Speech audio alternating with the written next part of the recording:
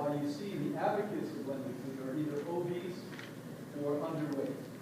Because you take, there's a couple of things that I still struggle with that I tell you to do. Chewing is one. Chewing is one. I exercise, my attitude's good, I eat 100% the way I'm telling you, all organic, vegan, raw food, but I don't chew well. If you don't chew well enough, you're not going to digest nutrients out of food the way you should.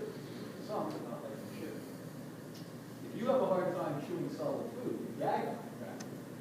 What do you think is going to happen when you kill 90% of the nutrients and pour it down your throat? It's going to ferment in your intestines. You're going to get little to no nutrients. You're going to get overweight or thin. Anyone on the second row? Move back. So do you recommend that we either eat a complete raw food or lose it? Again, when you look at juices, and this is a good secondary question, I could take 2, 3, 4 pounds of food, put it into a juice and drink it. It's a magnificent amount of nutrients. And so I drink a high amount of juices on a daily basis, a quart to a quart and a half of juice, 4 to 6 ounces of wheatgrass every day on top. Why?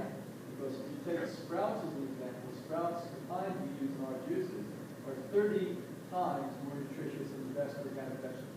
If you had kale or collard greens or mustard greens in your backyard's organic garden, it's 30 times less nutritious than a sunflower sprout. And so 1 ounce of wheatgrass is the equivalent of 4 or 5 pounds of nutrients in the garden. So that's why you want juices. Today, even to maintain health, forget getting better, you need spectacularly high amounts of nutrients just to maintain with all the pollutants. Second row here. That's the third row. Anyone in the second row? Okay. Second row here. No, second. Okay. No one here. Anyone in the second row? Yes. Yeah. I wanted to ask you, how about rice and oats?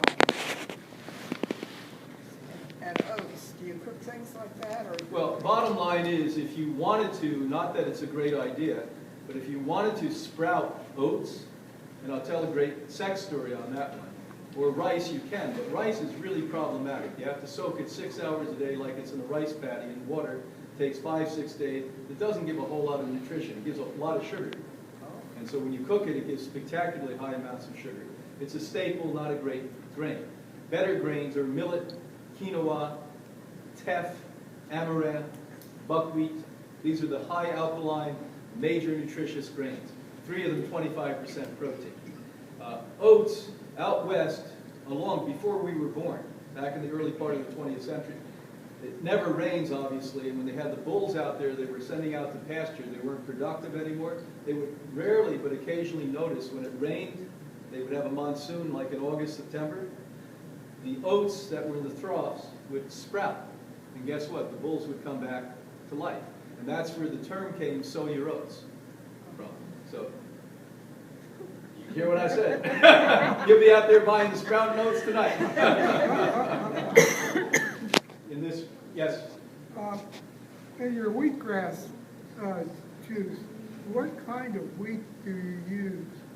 It's usually hard winter wheat, but let me tell you, any wheat would work. Spelt does a great job. Kamut does a great job. They're just more expensive.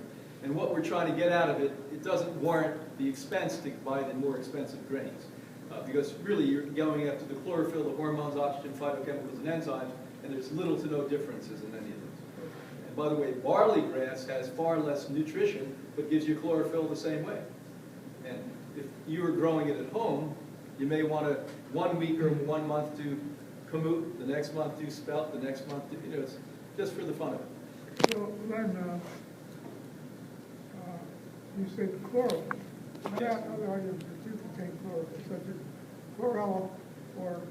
No, chlorella is different.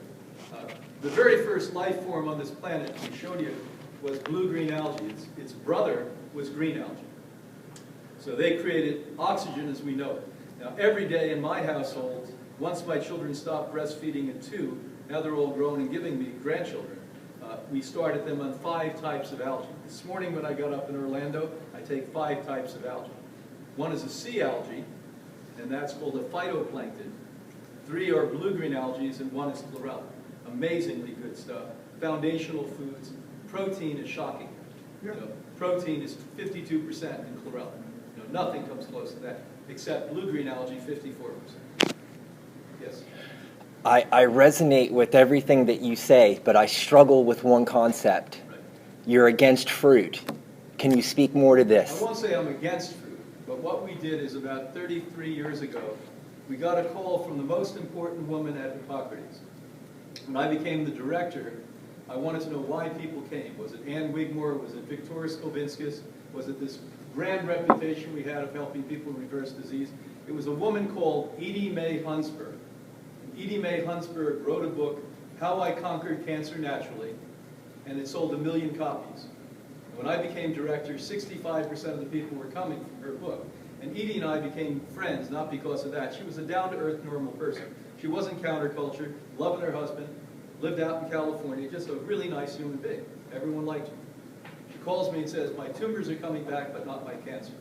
And her husband was a scientist and an inventor, and they always affiliated themselves with scientists who were interested in how she reversed stage 4 breast cancer, which, by the way, allopathic medicine agree they have a 0 success rate. They still treat it, but they agree they have a 0 success rate. And so the tumor is coming back, but not the cancer. This happens for 3 years in a row. This is our icon. So I'm like holding our breath and saying, oh my God, maybe what we believe here isn't really true. The 3rd year, she calls me back and says, we figured it out. All of my neighbors grow dates. She lives in the desert out there. Bring me boxes of dates. I scarf down 2, 3, 4 pounds a day. Date season goes away. My tumors go away. Now this completely freaked me out because raw food for me was really easy because I was a sugar addict like you are and everyone else. And so I just gave up the obvious bad sugars and took up 30 mangoes at a sitting, 40-pound watermelons, quarts of carrot juice and beet juice. I was getting my fix. It was like giving a heroin addict methadone and saying they're cured. Forget it. And so that meant I had to give up, and I had to go. And so we did a little research. Now, back in those days, we couldn't do anything that vaguely looked like research because your Food and Drug Administration would come to the Attorney General of Massachusetts and get them to entrap us yearly. And the government's not that smart. It was really funny. They'd always go to the girl at the front desk. They did the same thing. Like they could have figured out a new way to do it. And they go to the girl at the front desk at like 9 o'clock on a Tuesday as she's closing the desk. And they'd say, is your name Mary? Yes. Is this Boston? Yes. Do you cure cancer? Yes. And they'd bring us in and say that you're telling people you cure cancer. And thank God we were in Boston, which was a constitutionally conservative town. They followed the Constitution. Not like these schmucks that say they understand it. They don't even know what the Constitution is. But bottom line is they followed it. So we got away for the freedom of speech. But with that said, we tested 9 affluent people quietly. And we found out when we took them off all forms of sugar, the tumors and cancer started to reverse 33 years ago, and the ones that didn't do. We expanded that to viruses, mold, yeast, fungus, bacteria, low blood sugar, and high blood sugar as time went on. Now, the one that really put it into the basket in the allopathic field is called a PET scan. If you're looking at cancer, there's no better testing available today than a PET scan, which initially only took sugar, injected it into people's body. When the cancer goes to eat it, it starts to glow, so you see where the epicenter of the cancer is and where it's going to metastasize or move to. A colleague of mine, a doctor from then Stanford, came out and reversed liver cancer at Hippocrates. He kept saying, I have to do something, I have to help Hippocrates. I said, just be yourself, just walk around and be you, and people are going to understand what's going on. He finally called me a year and a half after he left and got a good diagnosis. He took a gallon of organic apple juice. He and his wife juiced it in the morning, brought it into his graduate students at Stanford. They distilled it down to about a half a pound of sugar. They used it that day for 3 PET scans. It worked the same as white sugar. So fructose feeds viruses, mold, yeast, fungus, bacteria, low blood sugar, and high blood sugar. My old mantra, most of these sugar addict salespeople that you read about, that fruit's great, half the story is true. I think the original food for man was fruit. What could be a better food? It falls to the ground, you pick it up, eat it, spit out the seed, you grow another tree. 5, 6, 7 years. The problem is we start to mess with fruit. A year ago, Chinese, 6,000, 7,000 years. But isn't even all plants are now hybrid? Even no. Fruit is, not all plants. Most plants are very primitive and very much like they originally were. So let's keep talking about it. Bottom line is that when I finally got the right guy, because I was confused and lost, and I didn't want to give up fruit anyway. I was like you.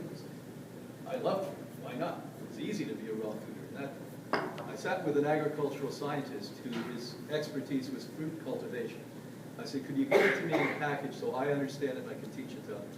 He said, the average fruit today has 30 times more sugar than the original fruit. 30 times. He said, what's your favorite orange? I said, oh, that's easy, Honeybell. He said, Honeybell's only, when I was asking him, it was only 30 years old. You know what a Honeybell is? They spliced a grapefruit with a tangerine. He said, what's your favorite apple? I said, oh, that's easy, Red Delicious. He said, oh, that has 50 times more sugar than the original apple. I said, 50 times? He said, yes. He said, do you like crab apples? I said, too sour. He said, the original apples made crab apples look sweet. You get the picture? I was in Jamaica back when I used to, I was walking up in the mountains there with my friend David. David hands me a papaya and says, Grandpa, papaya. And when he wasn't looking, I spit it out. It tasted like cardboard. It took me a decade later, or 2 decades later, I finally said, wow, now I realize that was a primitive and original papaya. So if you could get your hands on the original fruit, you'd say. Even, you know, what we call wild blueberries came from the pilgrims who came over. They went out of the, there's very few things left today that are what we call heirloom. There's one company in the United States that are the best. It's called Johnny Seeds out of Abion, Maine. They're good people. Abion, A-B-I-O-N, Johnny Seeds. Great people. Yes. Anyone here? Allergies, can you speak of those just briefly, and then I think they're called hydroponic plants. Hydroponic. Hydroponic, thank you very much. And then also how we can get our hands on that video. Which? That, Oh, get on Harvard. That's at Harvard. You get on, you probably access it. We got it off the internet from Harvard. Great job. We have another one on mitochondria that's really good. But we don't have time to do that. Pardon? Could you say that again? Where was the source? Harvard University. Bottom line is, when you talk about allergies, unless it's a rare allergy, you get people away from the food and the family of foods that have congruent chemistry. For about 2 years, you eradicate 95% of people with allergies. The problem is that most people, even allergists, get monophobia. You're allergic to wheat, but they forget the oats. They forget the. So what you've got to do is you've got to get. This is where I'm pretty good at this. Chemistry. And you basically say, okay, what is she reacting to? And anything that vaguely has a little tiny bit nonsense amount, we get you off it. Absent of it completely. Now, 2 years into it, only 5% you're going to still have allergic reaction. Chemistry is a little bit trickier. It's not so easy because even the most brilliant chemists in the world can't keep up with mixtures of chemistry. Every single year we create 2,000 brand new chemicals that didn't exist last year. We pour them into the environment. They mix with tens of thousands and hundreds of thousands of others that make billions and billions of chemicals. So that's not as easy, and that's becoming more prevalent. It's called universal conductors. Dr. Ray is the best in the United States that works with that. He actually puts people who are under those very severe, like this kind of thing, into porcelain buildings, trailers. Puts only cotton clothes on you. You stay in there, he de-escalates, takes you away from that. Your second question was? Hydroponic can be good. What you do is you soak, in your soap water, you put things like ocean-grown minerals. There's a group down here in Florida that takes 96 minerals. There's only 115 from the elemental or periodic table. 96 is in the ocean. Take it out, you soak your seeds in that and water, great. Then you can grow it. Now there's good news with hydroponic. You can use the roots, not only the top.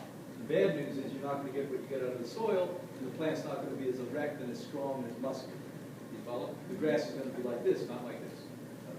So that's the difference. But there's nothing wrong with it. You get the roots, and the roots are where most of the what? The minerals. Keep going here. It's called ocean grown. I think they're out of Naples. Anyone know? They're good people and they're really nice people. Keep going, yes? Honey bad news. Okay, let's go through the different sugars. White sugar is 100% sugar, brown sugar 99.6% sugar, honey is 98% sugar. 98% sugar. So the body will say, here's something down honey I put in Colorado.